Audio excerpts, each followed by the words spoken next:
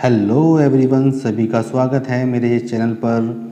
और अब जो हम करेंगे सोशोलॉजी में यानी कि समाज शास्त्र में, वो आपकी है यूनिट नंबर 2। तो सभी के बारे में हम थोड़ा थोड़ा पढ़ेंगे ताकि आप पेपर में अच्छा कर सकें। और मुझे इतनी उम्मीद है कि आप मेरे नोट्स पढ़ के पेपर में फेल नहीं होंगे, यानी किसी भी बच्चे की बैक नहीं लगेगी अगर आप इतना भी लिख कर आ गए अपने इस एग्ज़ाम में 4th सेमेस्टर के। तो 4th सेमेस्टर की जितनी भी यूनिट हैं इस वीडियो में सारी की सारी यूनिट कवर करूँगा मैं। और आप जो हैं उनके बारे में अपने पास से भी कुछ लिख सकते हैं अगर आपके पास भी कुछ समझ में आ रहा है कि भाई भ्रष्टाचार, क्योंकि सारे के सारे मुद्दे ऐसे हैं जिनके बारे में आप ऑलरेडी जानते हो। तो सबसे पहले है सार्वजनिक जीवन में भ्रष्टाचार। तो भ्रष्टाचार क्या होता है, उसके कारण क्या हैं, तो इसी के बारे में ये पूरा पूरा पढ़ना है हमें।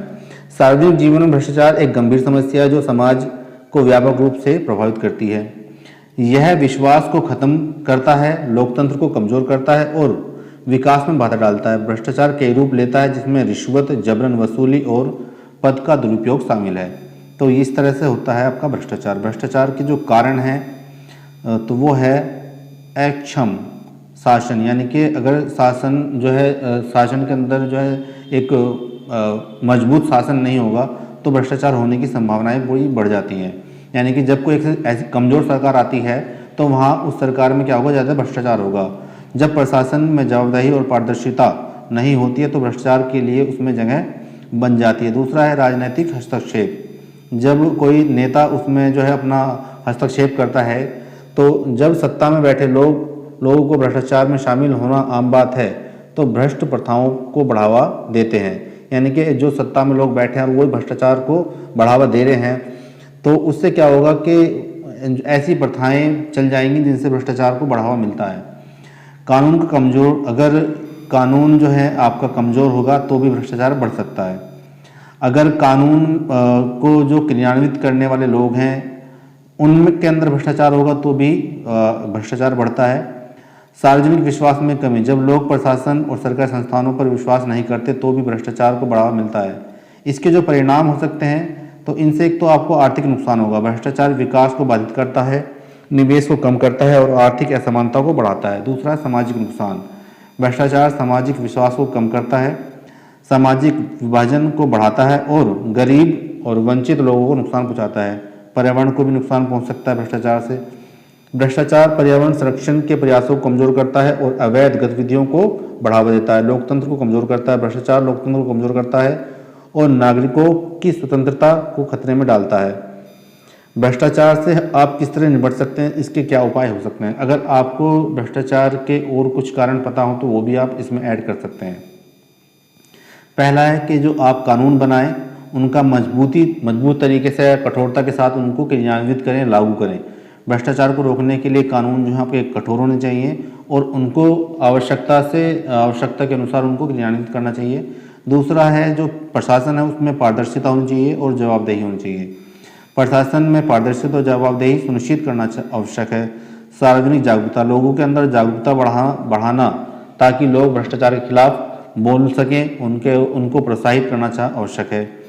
दूसरा सक्रिय भागीदारी, यानी कि जो लोग हैं उनकी जो भागीदारी होनी चाहिए वो कैसे होनी चाहिए, सक्रिय, यानी कि वो एक्टिव रूप से उसमें काम करें, भ्रष्टाचार के खिलाफ आवाज़ उठाने के लिए प्रोत्साहित करना आवश्यक होता है। भ्रष्टाचार विरोधी संस्थाओं का समर्थन, जो ऐसी संस्थाएं जो भ्रष्टाचार को खत्म करती हैं, भ्रष्टाचार को रोकती हैं, उनका भी समर्थन देना आवश्यक होता है। सार्वजनिक क्षेत्र में भ्रष्टाचार के कारण, देश स्तर पर ऐसे कई कारक हैं जो सरकारी और उनकी सेवाओं के कामकाज के तरीके पर प्रभाव डालते हैं, जो बदले में सार्वजनिक क्षेत्र में भ्रष्टाचार के अस्तित्व को और व्यापकता को प्रभावित करता है। देश ऐसे कारकों की एक गैर संपूर्ण सूची में शामिल करते हैं। तो देश का आकार, जो अगर भौगोलिक स्थिति से अगर कोई देश बड़ा होगा और जनसंख्या घनत्व में वो उसकी जनसंख्या कम होगी तो वहाँ पे भी क्या है, भ्रष्टाचार के प्रति जो लोग होते हैं वो अधिक संवेदनशील हो जाते हैं। तो वहाँ पे जो है, क्योंकि बिखरे हुए स्थानों पर सार्वजनिक अधिकारियों की निगरानी रख पाना जो है उसमें कठिनाई होती है, तो वहाँ पे भ्रष्टाचार होने की जो संभावनाएं बढ़ जाती हैं। दूसरा है देश की आयु, नए स्वतंत्र देश, यानी कि अगर कोई देश नया है, अभी अभी बना है, तो वहाँ पे भी जो है भ्रष्टाचार होने की संभावनाएं ज़्यादा होती है, क्योंकि वहाँ पे जो लोकतंत्र में परिवर्तन हुए हैं और उन्हें अधिक भ्रष्टाचार का सामना करना पड़ सकता है। उदाहरण के लिए अविकसित शासन प्रणाली राज्य की संपत्तियों के निजीकरण द्वारा बनाए गए। तो इस कारण भी जो है अगर किसी देश की आयु कम है तो वहाँ पर भी अधिक भ्रष्टाचार आपको देखने को मिलेगा। बेकार संसाधन, अगर देश के पास जो प्राकृतिक संसाधनों का जो आवंटन है वो सही तरीके से नहीं किया गया है, अगर एकाधिकार है यानी कि कोई प्रोडक्ट है उसको बनाने वाली एक ही कंपनी, तो वहाँ पे भ्रष्टाचार के जो हैं बढ़ने की संभावनाएं ज़्यादा होती हैं। तो कई संसाधन समृद्ध देश खराब शासन और प्रणालीगत भ्रष्टाचार से पीड़ित हैं। उसके बाद राजनीतिक अस्थिरता, अगर सरकारें जल्दी आती हैं जल्दी चली जाती हैं तो उसके कारण भी क्या होगा, वहाँ पे भ्रष्टाचार की संभावनाएं बढ़ जाती हैं, क्योंकि सरकार को घेरने की जो जिम्मेदारी है, जो लोकतंत्र है या फिर राजतंत्र है, जिस तरह का भी तंत्र है, तो लोकतंत्र में ज़्यादा भ्रष्टाचार की संभावनाएं होती हैं और वहाँ पे जो सरकार होती है वो स्थिर नहीं होती, अस्थिर होती हैं, क्योंकि हर 5 साल में 4 साल में वहाँ पे चुनाव होते हैं। तो ये कारण भी है, लोग भ्रष्टाचार करते हैं। वेतन, ऐसा माना जाता है कि सार्वजनिक क्षेत्र में कम वेतन और उसके परिणाम स्वरूप उत्पन्न गरीबी भी भ्रष्टाचार को बढ़ावा देती है। कानून और शासन का अभाव, अगर किसी देश के अंदर कानून का जो शासन है वो खराब है तो वहाँ पे भी भ्रष्टाचार को बढ़ावा मिलता है।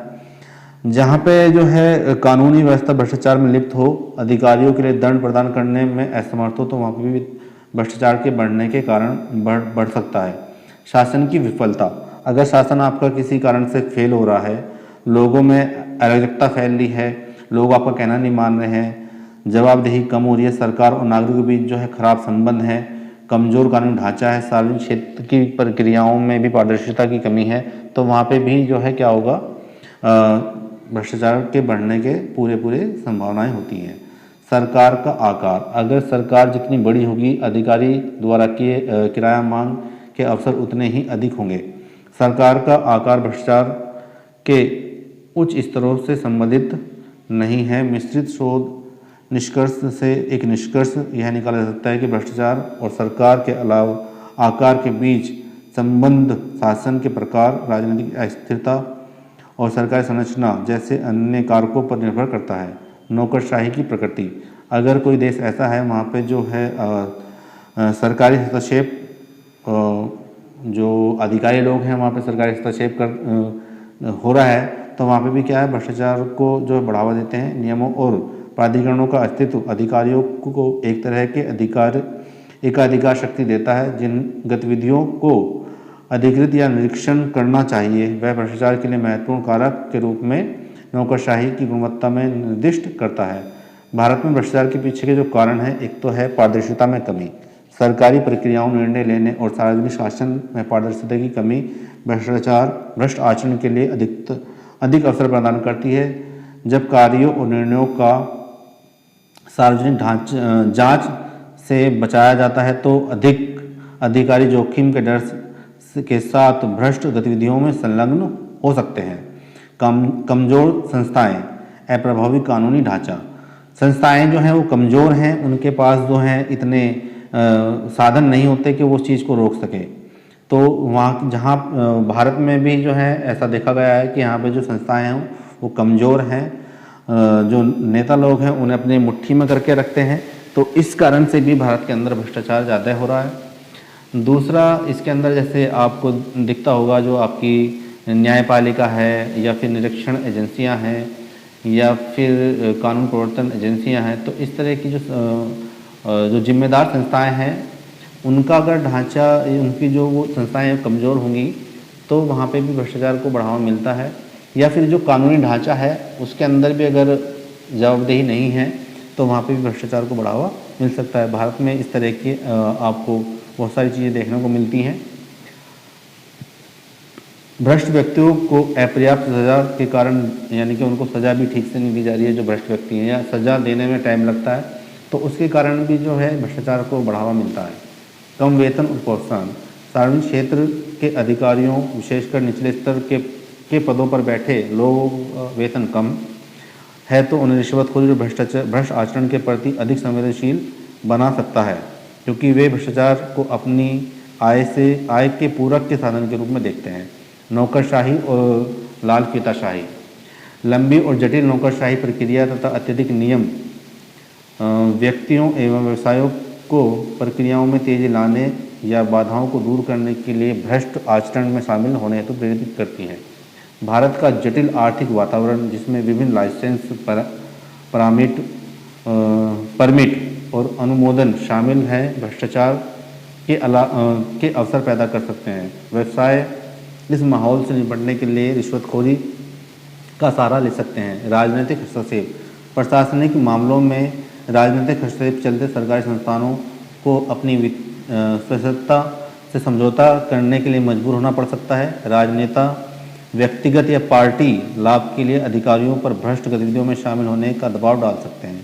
सांस्कृतिक कारण भी हैं इसके। कुछ संदर्भों में भ्रष्ट आचरण की संस्कृति स्वीकृति हो सकती है जो भ्रष्टाचार को कायम रखती है। यह धारणा है कि हर कोई ऐसा करता है, व्यक्तियों को नैतिक रूप से समझौता किए बिना भ्रष्टाचार में शामिल होने के लिए प्रेरित कर सकता है। विल्स लोअर की सुरक्षा का अभाव, विल्स लोअर की अपर्याप्त सुरक्षा व्यक्तियों को भ्रष्टाचार की रिपोर्ट करने से रोक सकती है। संभावित प्रतिशोध का डर मुखबिरों को चुप रहने को मजबूर करने के साथ भ्रष्टाचार को पनपने में सहायक हो सकते हैं। सामाजिक असमानता, सामाजिक और आर्थिक असमानताएं भ्रष्टाचार को बढ़ावा दे सकती हैं, क्योंकि धन और शक्ति वाले व्यक्ति अपने प्रभाव का उपयोग अधिमाननीय उपचार प्राप्त करने तथा बिना किसी परिणाम के भ्रष्ट आचरणों में संलग्न हो सकते हैं। भ्रष्टाचार के प्रभाव, लोगों और सार्वजनिक जीवन पर सेवाओं में गुणवत्ता में कमी, जो सेवा वो दे रहे हैं उनकी गुणवत्ता जो होगी उसमें कमी आ सकती है। गुणवत्ता की मांग करने हेतु किसी को इसके लिए भुगतान करना पड़ सकता है। यह कई क्षेत्रों जैसे नगरपालिका, बिजली राहत कोष के वितरण आदि में देखा जा सकता है। उचित न्याय का अभाव, न्याय प्रणाली भ्रष्टाचार अनुचित न्याय की ओर ले जाता है, जिसका खामियाजा पीड़ितों को भुगतना पड़ सकता है। सबूतों की कमी या यहाँ तक कि मिटाए गए सबूतों के कारण किसी अपराध में संदेह का लाभ उठाया जा सकता है। खराब स्वास्थ्य और स्वच्छता की स्थिति, भ्रष्टाचार वाले देशों में लोगों के बीच अधिक स्वास्थ्य समस्या देखी जा सकती हैं। इन देशों में स्वच्छ पेयजल, उचित सड़कें, गुणवत्तापूर्ण खाद्यान्न आपूर्ति, दूध में मिलावट आदि जैसी कमियां पाई जाती हैं। इन निम्न गुणवत्ता वाली सेवाओं के कारण इसमें शामिल ठेकेदारों और अधिकारियों द्वारा अनुचित तरीके से धन का अर्जित करना है। वास्तविक अनुसंधान की विफलता, परियोजना में अनुसंधान हेतु सरकारी धन की आवश्यकता होती है। कुछ एजेंसियों में भ्रष्ट अधिकारियों की वजह से वित्तीय पोषण में समस्या आती है। ये लोग अनुशासन के लिए उन जांचकर्ताओं को धनराशि स्वीकृत करते हैं जो उन्हें रिश्वत देने के लिए तैयार रहते हैं। समाज पर जो इसके प्रभाव पड़ते हैं वो हैं: नंबर 1, अधिकारियों की अवहेलना। भ्रष्टाचार में लिप्त अधिकारियों के बारे में नकारात्मक बातें कर लोग उसकी अवहेलना करने लगते हैं, यानी कि उनसे बचते हैं। अवहेलना के कारण अधिकारियों के प्रति अविश्वास पैदा होता है।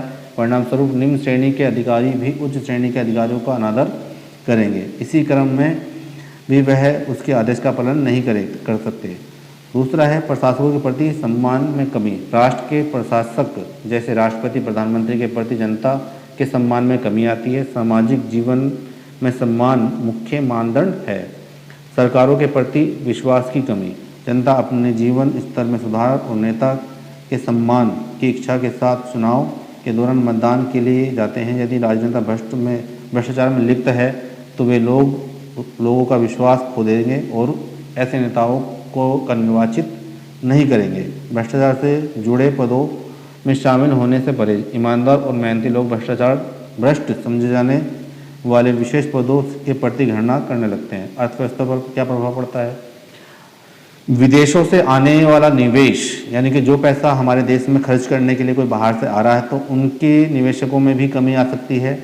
विकास दर में कमी हो सकती है, क्योंकि जब देश के लोग भ्रष्टाचार होंगे तो वहाँ पे जो है विकास की दर जो होगी वो कैसी होगी? कम होगी, क्योंकि लोग अपना पैसा इकट्ठा करने में ज़्यादा जुड़े होंगे। विकास का अभाव, यानी कि ऐसे देश का विकास भी होना और उद्योग धंधों का विकास होना बहुत मुश्किल है, क्योंकि वहाँ पे जो है भ्रष्टाचार इतना ज़्यादा है कि उसके कारण वहाँ की जो सड़कें हैं, पानी, बिजली, ये व्यवस्था ही ठीक नहीं होगी तो वहाँ का विकास कैसे संभव हो सकता है। भ्रष्टाचार को रोकने के लिए कुछ नैतिकता का महत्व, भ्रष्टाचार को रोकने में नैतिकता का क्या महत्व है, जो नैतिकता है उसका क्या महत्व है भ्रष्टाचार को रोकने में। नैतिक सीमाएं स्थापित करना, नैतिक सिद्धांत सही और गलत को परिभाषित करने के लिए एक रूपरेखा प्रदान करते हैं। भ्रष्टाचार के संदर्भ में नैतिकता स्पष्ट सीमाएं निर्धारित करती है जो स्वीकार्य व्यवहार को अनैतिक या भ्रष्ट आचरण से गलत अलग करती है। जवाबदेही को बढ़ावा देना, नैतिकता की मांग के लिए व्यक्ति को अपने कार्य और निर्णयों की जिम्मेदारी ले। जब लोगों को नैतिक सिद्धांतों द्वारा निर्देशित किया जाता है तो उनके कार्यों के पारदर्शी और जवाबदेही होने की अधिक संभावना होती है, जिसके कारण भ्रष्टाचार जो कि दूसरों को नुकसान पहुंचा सकता है की संभावना कम हो जाती है। पारदर्शिता को बढ़ावा देना, पारदर्शिता एक प्रमुख नैतिक सिद्धांत है। नैतिक संगठनों और व्यक्तियों के पारदर्शी पर और ईमानदारी से काम करने की अधिक संभावना होती है तथा ऐसे माहौल में भ्रष्टाचार का पनपना मुश्किल हो जाता है जहां कार्य और निर्णय जांच के अधीन होते हैं। विश्वास कायम करना, विश्वास नैतिक व्यवहार की आधारशिला है। जब व्यक्तियों और संस्थानों को भरोसेमंद माना जाता है तो वो उनके भ्रष्टाचार में शामिल होने या उसे बर्दाश्त करने की संभावना कम होती है। समाज में उच्च स्तर पर विश्वास भ्रष्टाचार के प्रति प्रलोभन को कम करता है। नागरिकों के सद्गुणों को प्रोत्साहित करना, नैतिक मूल्य नागरिक सद्गुणों को बढ़ावा देते हैं जो व्यक्तियों को दूसरों की कीमत पर व्यक्तिगत लाभ हासिल करने के बजाय समाज के सर्वोत्तम हित में कार्य करने के लिए प्रोत्साहित करते हैं। उसके बाद है कानून के शासन का समर्थन। नैतिक व्यवहार कानून के शासन और कानूनी तथा नियामक ढांचे के प्रति सम्मान को कायम रखता है। भ्रष्टाचार आचरण में अक्सर कानून को दरकिनार करना या उसका उल्लंघन करना शामिल होता है एवं नैतिकता का पालन कानूनी मापदंडों के प्रति सम्मान को मजबूत करता है। विल्स लोअर संरक्षण, नैतिक संगठन और सरकारें भ्रष्टाचार की रिपोर्ट करने वाले विल्स लोअर की सुरक्षा को प्राथमिकता देते हैं। नैतिक मूल्य अनैतिक व्यवहार की रिपोर्टिंग के लिए प्रोत्साहित करते हैं जो भ्रष्टाचार को उजागर करने एवं संबोधित करने के लिए महत्वपूर्ण है। वैश्विक प्रतिष्ठा, अंतर्राष्ट्रीय स्तर पर किसी राष्ट्र को प्रतिष्ठा के लिए नैतिक व्यवहार आवश्यक है। नैतिक शासन और निम्न भ्रष्टाचार स्तर वाले देशों में विदेशी निवेश और सहयोग की संभावना अधिक होती है। दीर्घकालीन स्थिति, भ्रष्ट आचरण अक्सर अल्पकालिक लाभ प्रदान करता है लेकिन दीर्घकाल में नुकसान पहुंचा सकता है। समाज के सतत विकास और समृद्धि के लिए नैतिक व्यवहार आवश्यक है। साइबर अपराध किसको बोलते हैं? ये साइबर अपराध भी आपका इम्पोर्टेंट इसके अंदर आता है। साइबर अपराध एक विस्तृत श्रेणी है जो कंप्यूटर नेटवर्क या फिर डिजिटल उपकरणों का उपयोग करके की जाने वाली किसी भी आपराधिक गतिविधियों और संदिग्ध को संदर्भित करता है। इसमें हैकिंग, फिशिंग, पहचान की चोरी, रैंसमवेयर मामले और ऑनलाइन धोखाधड़ी जैसे विभिन्न अपराध शामिल हैं। साइबर अपराध के कुछ प्रकार जिसमें हैकिंग है, अनाधिकृत रूप से कंप्यूटर सिस्टम या नेटवर्क में प्रवेश करना। फिशिंग, गोपनीय जानकारी जैसे पासवर्ड, बैंकिंग विवरण को ईमेल या वेबसाइट के माध्यम से प्राप्त करने के लिए धोखा देना। पहचान की चोरी, किसी और की पहचान का इस्तेमाल करके वित्तीय या अन्य लाभ उठाने का काम करना। उसके बाद है रैंसमवेयर, किसी कंप्यूटर सिस्टम या डेटा को बंधक बनाकर इसे अनलॉक करने के लिए पैसे की मांग करना। मलवेयर, कंप्यूटर को नुकसान पहुंचाने के लिए गैर कानूनी गतिविधियाँ करने के लिए डिज़ाइन किया गया सॉफ्टवेयर है। ऑनलाइन धोखाधड़ी है, ऑनलाइन माध्यमों से वित्तीय या अन्य धोखाधड़ी करना। साइबर अपराध का प्रभाव, वित्तीय नुकसान हो सकता है। इससे साइबर अपराध के कारण व्यक्ति और व्यवसायों को महत्वपूर्ण वित्तीय नुकसान हो सकता है। प्रतिष्ठा को नुकसान, साइबर अपराध के कारण व्यक्तियों और व्यवसायों की प्रतिष्ठा को भी नुकसान हो सकता है। डेटा चोरी, साइबर अपराध के कारण निजी डेटा की चोरी हो सकती है जिससे व्यक्तियों की गोपनीयता और सुरक्षा के मामलों में नुकसान हो सकता है। सुरक्षा खतरा, साइबर अपराध के कारण व्यक्तियों और व्यवसायों को ऑनलाइन सुरक्षा के लिए खतरा हो सकता है। साइबर अपराध से कैसे बच सकते हैं आप? पहला तो है कि आप अपने मजबूत पासवर्ड बना सकते हैं। अपने खाते के लिए मजबूत और अद्वितीय पासवर्ड का उपयोग करें। दूसरा, फिशिंग ईमेल और वेबसाइट से सावधान रहें। शक होने पर ईमेल या वेबसाइट की जांच करें और अपनी जानकारी साझा न करें, पहले उसके बारे में सुनिश्चित हो जाएं। अपने कंप्यूटर और नेटवर्क को अपडेट रखें। नवीनतम सुरक्षा पैच और अपडेट स्थिति स्थापित करें। एंटीवायरस सॉफ्टवेयर का उपयोग, अपने कंप्यूटर को वायरस और अन्य मलवेयर से बचाने के लिए एक विश्वसनीय एंटीवायरस सॉफ्टवेयर का उपयोग करें।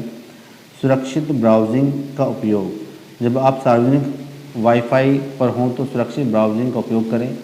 अपनी जानकारी को निजी रखें, यानी कि किसी सोशल मीडिया के थ्रू या किसी ऑनलाइन प्लेटफॉर्म पर अपनी जो पासवर्ड है उस चीज़ों को दूसरों के साथ शेयर ना करें। अब जो इसमें अगला टॉपिक है वो है नशीली दवाओं की लत। नशे की लत का मतलब है किसी पदार्थ का उपयोग या किसी व्यवहार को नियंत्रित या रोक पाना, भले ही वह नुकसान पहुंचा रहा हो। नशीली दवाओं की लत आपके जीवन और आपके आसपास के लोगों को नकारात्मक प्रभाव डाल सकती है। यदि आप कोई दवा लेते हैं तो आपको नशे की लत हो सकती है और आप दवा का उपयोग कम करने या बंद करने के लिए अक्षम नहीं है, यानी कि आप उनसे नहीं बच। इसके बाद जो हम करेंगे वो है यूनिट 3 आपकी संरचनात्मक समस्याएं, गरीबी, बेरोजगारी और भिक्षावृत्ति। गरीबी जो है, गरीबी, बेरोजगारी और भिक्षावृत्ति जैसी संरचनात्मक समस्याएं सामाजिक आर्थिक व्यवस्था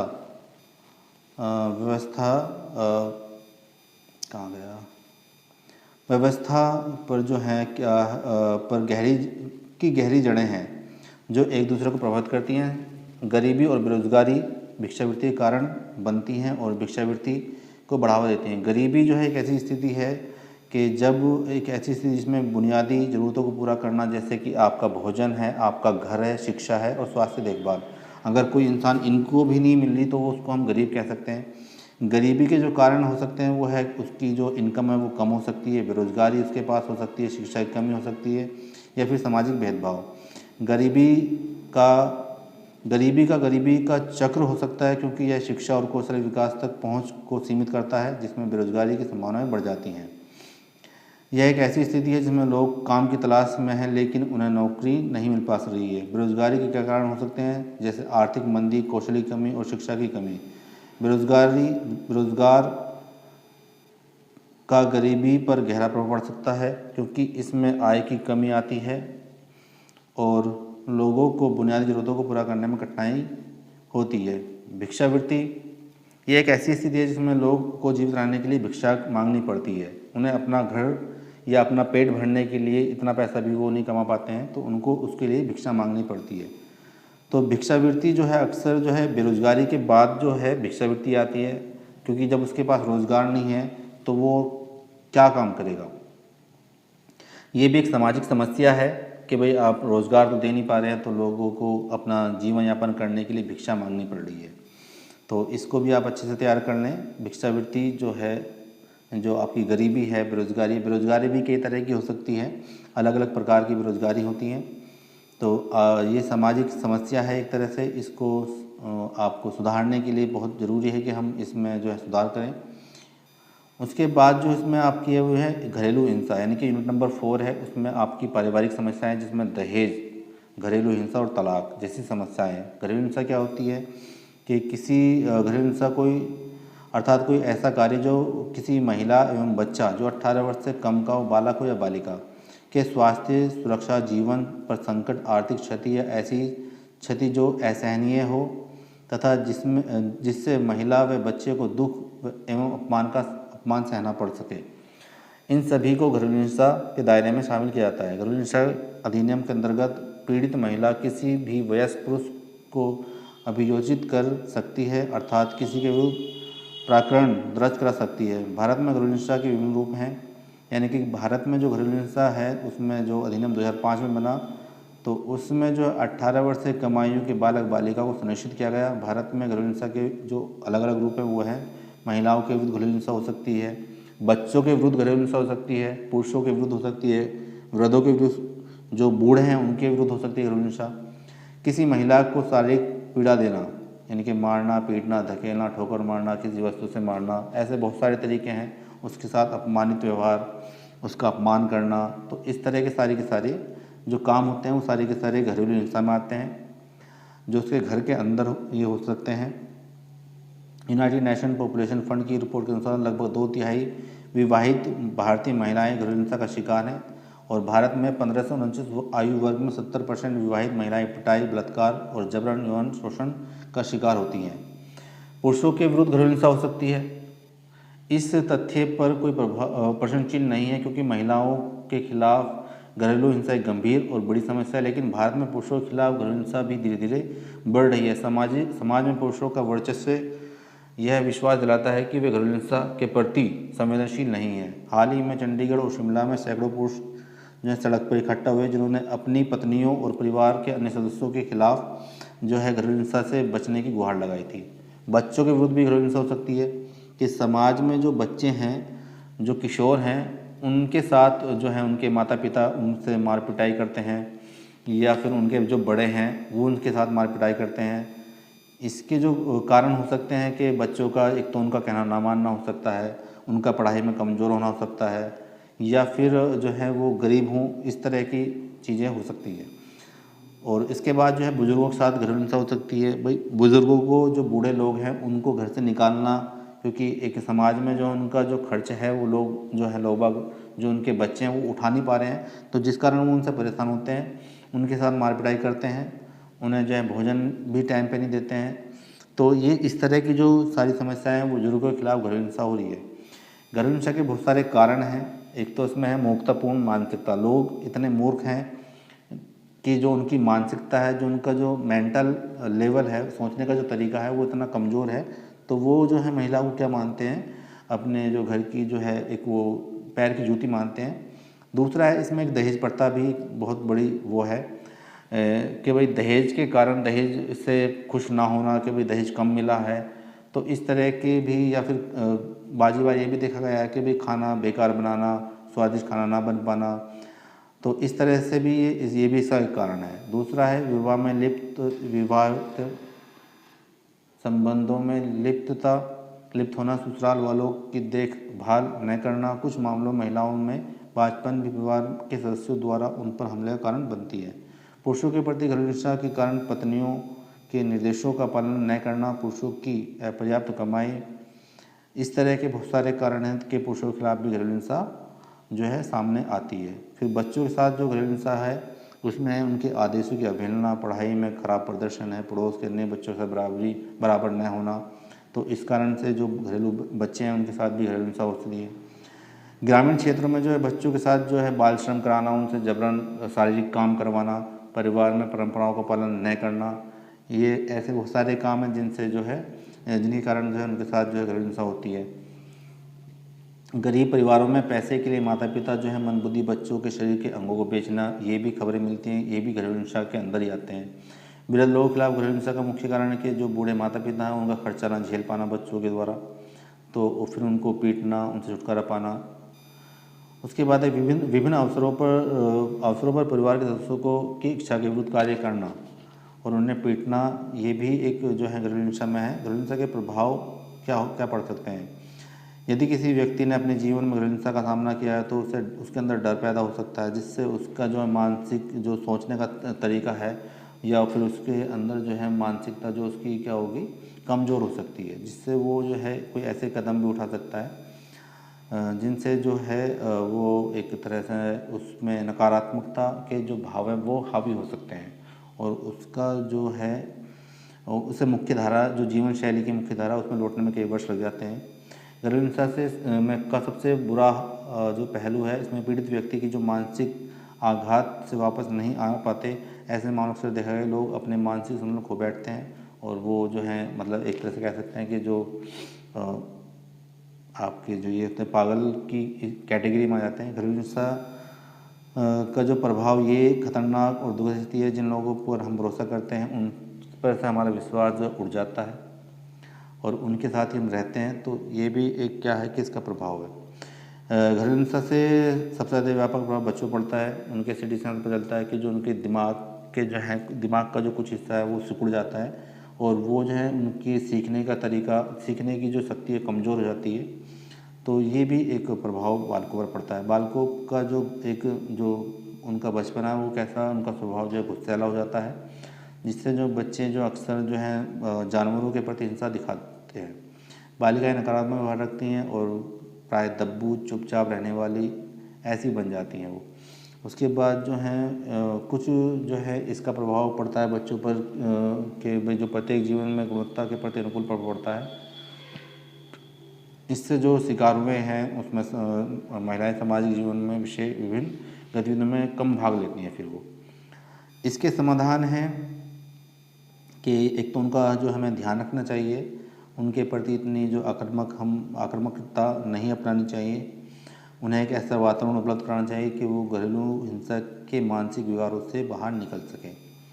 भारत में अभी तक हमलावरों की मानसिकता का अध्ययन करने, समझने और उनमें बदलाव लाने का प्रयास करने में के मामले में पिछड़ा रहा है। हम अभी तक विशेषज्ञों द्वारा प्रचारित इस दृष्टिकोण को की मोटे तौर पर अनदेखी कर रहे हैं कि महिलाओं और बच्चों के साथ होने वाली हिंसा और भेदभाव को सही मायनों में समाप्त करने के लिए पुरुषों को न केवल समस्या का एक कारण बल्कि उन्हें इस मामले में समाधान के अविभाज्य अंग के तौर पर देखना होगा। सुधार लाने के लिए सबसे पहले कदम के तौर पर यह आवश्यक होगा कि पुरुषों को महिलाओं के खिलाफ रखने और उनके स्थान पर पुरुषों को इस समाधान का भाग बनाया जाए।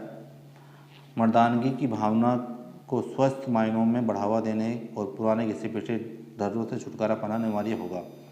सरकार ने महिलाओं और बच्चों को घरेलू हिंसा से संरक्षण के लिए कुछ अधिनियम बनाए हैं जो एक 2005 में संसद में पारित किया गया था। इस कानून में निहित सभी प्रावधानों का पूर्ण लाभ प्राप्त करने के लिए ये समझना जरूरी है कि पीड़ित कौन है।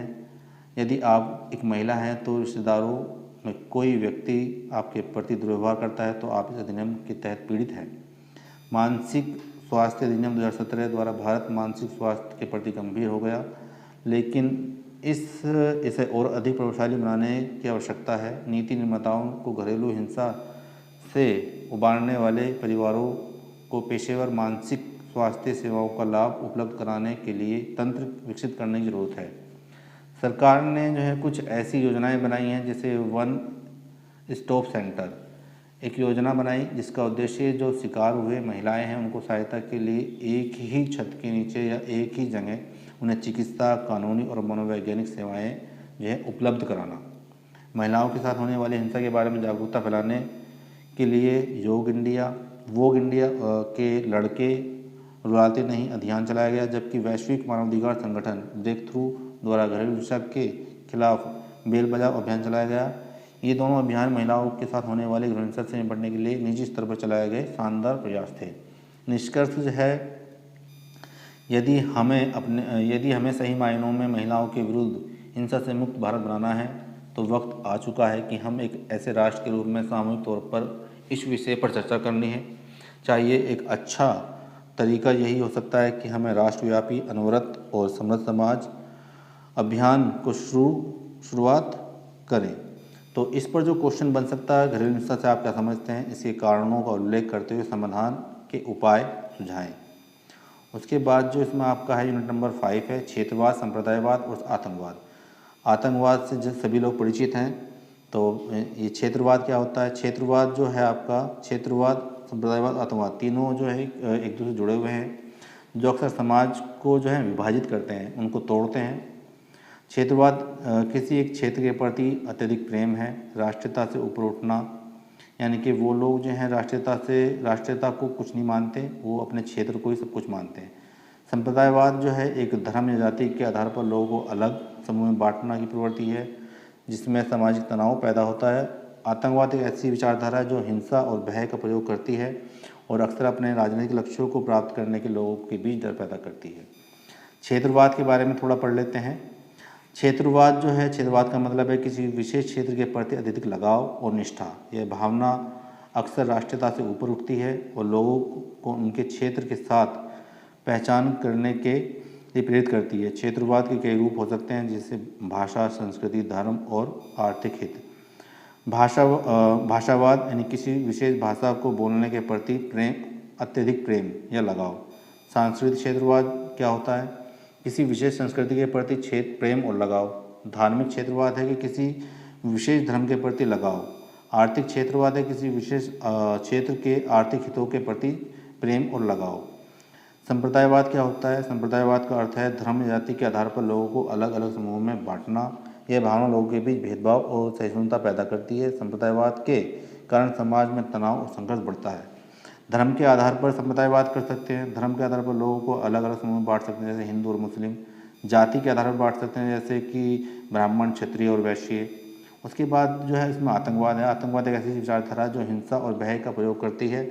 आतंकवादियों का लक्ष्य अक्सर अपने राजनीतिक लक्ष्यों को प्राप्त करना होता है। वे आम लोगों को निशाना बनाते हैं और उनके बीच डर पैदा करते हैं। इसमें हो सकता है आपका राजनीतिक आतंकवाद, राजनीतिक लक्ष्यों को प्राप्त करने के लिए हिंसा का प्रयोग। धार्मिक आतंकवाद, धार्मिक लक्ष्यों को प्राप्त करने के लिए हिंसा का प्रयोग। उसके बाद है सामाजिक आतंकवाद, सामाजिक लक्ष्यों को प्राप्त करने के लिए हिंसा का प्रयोग। उसके बाद जो है क्षेत्रवाद, संप्रदायवाद और आतंकवाद एक दूसरे से जुड़े हैं। क्षेत्रवाद के कारण अलग अलग क्षेत्रों के बीच विभाजन बढ़ सकता है। संप्रदायवाद को बढ़ावा मिल सकता है। संप्रदायवाद के कारण समाज में तनाव बढ़ सकता है, जिससे आतंकवाद को बढ़ावा मिलता है। उदाहरण के लिए कुछ लोग अपने क्षेत्र को दूसरों से बेहतर मानते हैं, इसके लिए वे हिंसा और भय का प्रयोग कर सकते हैं। कुछ लोग धर्म के आधार पर लोगों को अलग अलग बांटते हैं और फिर उन्हें समूह के बीच संघर्ष पैदा करते हैं। कुछ लोग अपने राजनीतिक लक्ष्यों को प्राप्त करने आतंकवाद का सहारा लेते हैं। इसके बाद आपकी लास्ट यूनिट है यूनिट नंबर 6, पारिस्थितिकी और विकास, वैश्विक चेतावनी, औद्योगिकरण और प्रदूषण। औद्योगिकरण और विकास पारिस्थितिकी के लिए गंभीर खतरे हैं, खासकर प्रदूषण के कारण। आज का जो युग है वो है औद्योगिकीकरण, जिसके कारण जो है नए नए उद्योगों का विस्तार हो रहा है, नई नई फैक्ट्रियाँ बननी है। उनके लिए जो कच्चा माल आ रहा है उससे वातावरण प्रदूषित हो रहा है, उससे जलवायु परिवर्तन और स्वास्थ्य संबंधी समस्याएं होती हैं। ये भी काफ़ी इम्पोर्टेंट है। आपके समाज में अगर इस तरह की समस्याएं होंगी तो वो उससे भी समाज आपका दूषित होगा। औद्योगिकरण और प्रदूषण के जो कारण है उसमें है आपका वायु प्रदूषण। कारखानों और वाहनों या फिर ऊर्जा उत्पादन, जहाँ से हम ऊर्जा बना रहे हैं वहाँ से निकलने वाला धुआं, रसायन, वो जो है आपकी वायु को दूषित कर रहे हैं, जिससे आपको सांस लेने में कठिनाइयाँ आ रही हैं, आपको हृदय रोग और अन्य स्वास्थ्य समस्याएँ होती हैं। जल प्रदूषण है, इसमें उद्योगों से निकलने वाला अपशिष्ट, जिसमें भारी धातुएं, रसायन और कार्बनिक पदार्थ हैं, तो आपके पानी को वो दूषित करती हैं, क्योंकि जिससे जल स्रोत दूषित हो रहे हैं और मानव का जो स्वास्थ्य है या फिर वन्य जीवों का जो स्वास्थ्य है वो भी खतरे में पड़ रहा है। उसके बाद है मृदा प्रदूषण। उद्योगों से निकलने वाला जो रसायन है, अपशिष्ट मिट्टी को दूषित करते हैं, जिससे कृषि योग्य भूमि प्रभावित होती है और खाद्य श्रृंखला में विषैले पदार्थ प्रवेश करते हैं। जलवायु परिवर्तन, औद्योगिकरण से ग्रीन हाउस गैसों का उत्सर्जन बढ़ता है, जिससे ग्लोबल वार्मिंग और जलवायु परिवर्तन होता है। पारिस्थितिकी तंत्र का नुकसान, औद्योगिकरण के कारण वनों की कटाई, आवासों का विनाश और जैव विविधता का नुकसान होता है। स्वास्थ्य संबंधी समस्याएं, औद्योगिकरण से संबंधित प्रदूषण से मानव स्वास्थ्य पर कई तरह के नकारात्मक प्रभाव होते हैं, जिससे सांस लेने में कठिनाई, हृदय रोग, कैंसर, त्वचा और प्रजनन संबंधी समस्याएं।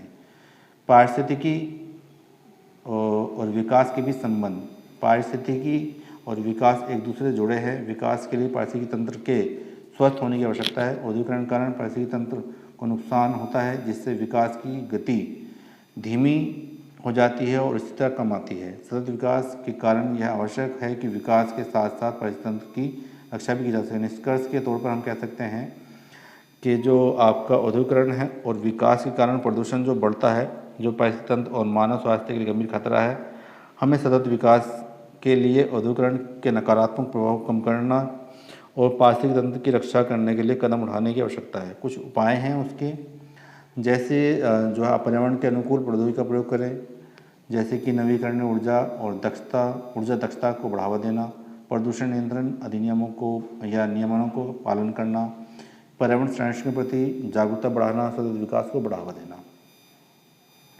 तो आज की वीडियो में यहीं तक हम सारी की सारी यूनिट कवर कर चुके हैं। सोशोलॉजी में जो जितने भी नोट्स हैं, इनमें से आप इतना कर सकते हैं कि आप अपने एग्ज़ाम में अच्छा करें और आप अपने एग्ज़ाम में जो है पास हो जाएं अच्छे नंबरों से, मेरी यही आशा है। वीडियो देखने के लिए मेरे चैनल को लाइक कर लें, शेयर कर लें, सब्सक्राइब कर लें, ताकि आपको अगली वीडियो भी मिल सके समय से। धन्यवाद।